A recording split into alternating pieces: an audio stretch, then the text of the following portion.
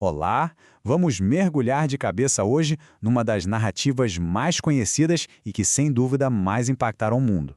A história do nascimento de Jesus, contada em Lucas capítulo 2.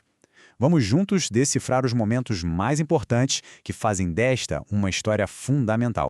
Pois é, tudo começa com essa frase que soa quase como um portal no tempo, né? E aconteceu naqueles dias. Isso já nos dá uma pista importante. O que vem a seguir não é um mito atemporal, mas um evento que se propõe a estar fincado na história, num tempo e lugar específicos.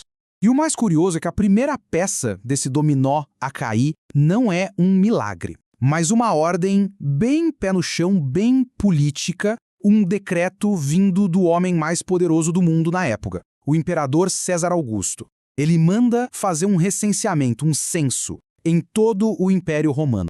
E essa ordem, lá de Roma, vai impactar diretamente a vida de um casal simples na Galileia.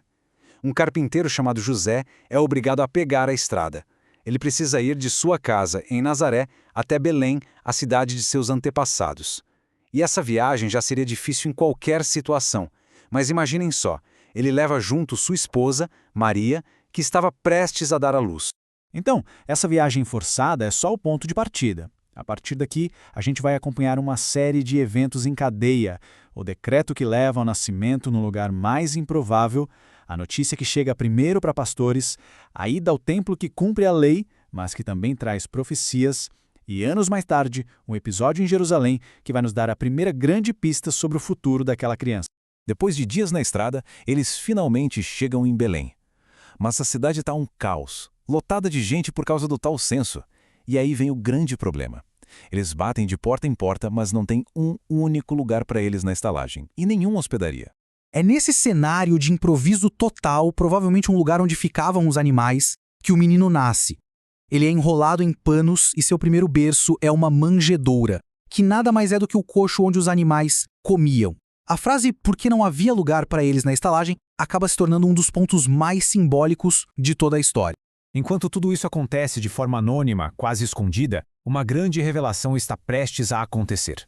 E a notícia não vai chegar primeiro aos palácios ou aos templos. Não, os primeiros a saber serão um grupo de pastores, gente simples, que estava no campo, cuidando de suas ovelhas durante a noite. Imagina o susto. Do nada, no meio da escuridão, surge uma luz e a presença de um anjo.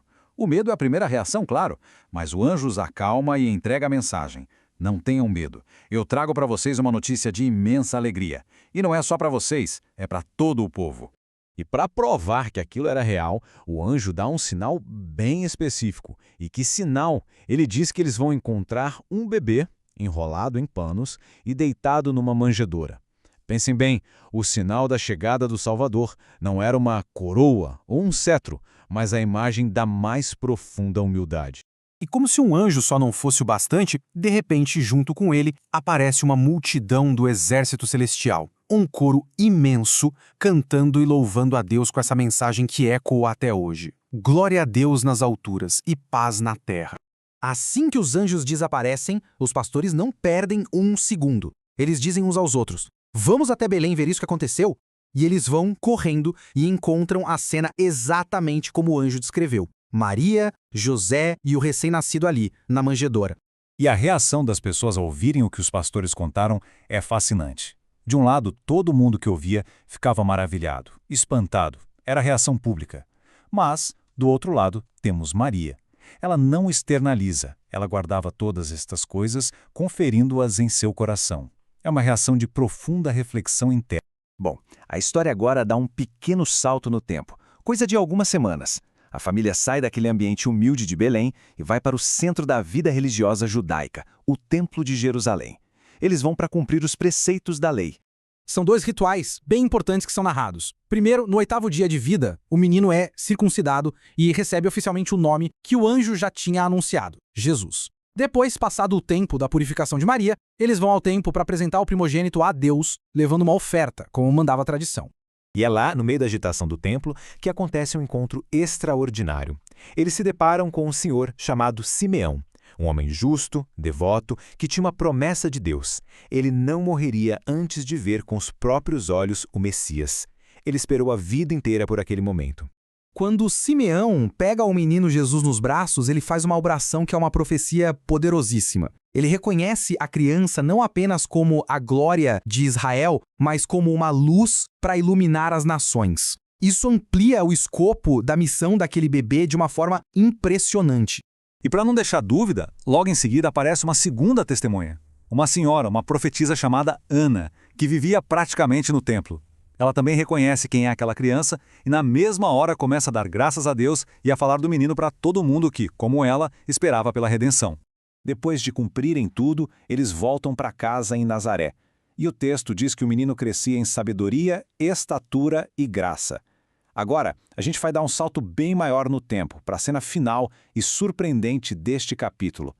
12. Essa é a idade que ele tem agora. 12 anos. Na cultura da época, era uma idade muito simbólica, marcando a passagem para uma maior responsabilidade religiosa. E como de costume, a família toda sobe para Jerusalém para a grande festa da Páscoa. A festa acaba e as caravanas começam a longa viagem de volta para casa.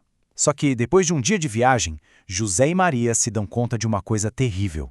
Jesus não está com eles. Começa uma busca desesperada de 3 dias, até que eles voltam para Jerusalém aflitos. E onde eles o encontram, não estava perdido, nem chorando por aí. Ele estava no templo, sentado numa roda com os grandes mestres e doutores da lei. E o mais incrível, ele não estava só ouvindo, ele estava conversando de igual para igual, perguntando e respondendo de um jeito que deixava todos os sábios de boca aberta. Quando os pais o veem, é aquela mistura de alívio e exasperação. A mãe dele, Maria, desabafa toda a angústia que eles sentiram. Filho, por que você fez isso com a gente? Seu pai e eu estávamos te procurando desesperados. E a resposta de Jesus aos 12 anos é a grande revelação que fecha o capítulo. Ele pergunta, quase surpreso, por que estavam me procurando? Não sabiam que eu preciso estar cuidando das coisas do meu pai? É a primeira vez que ele fala abertamente sobre essa filiação divina, apontando para um propósito muito maior, um propósito que toda essa história, desde a manjedoura em Belém, estava, pouco a pouco, começando a revelar.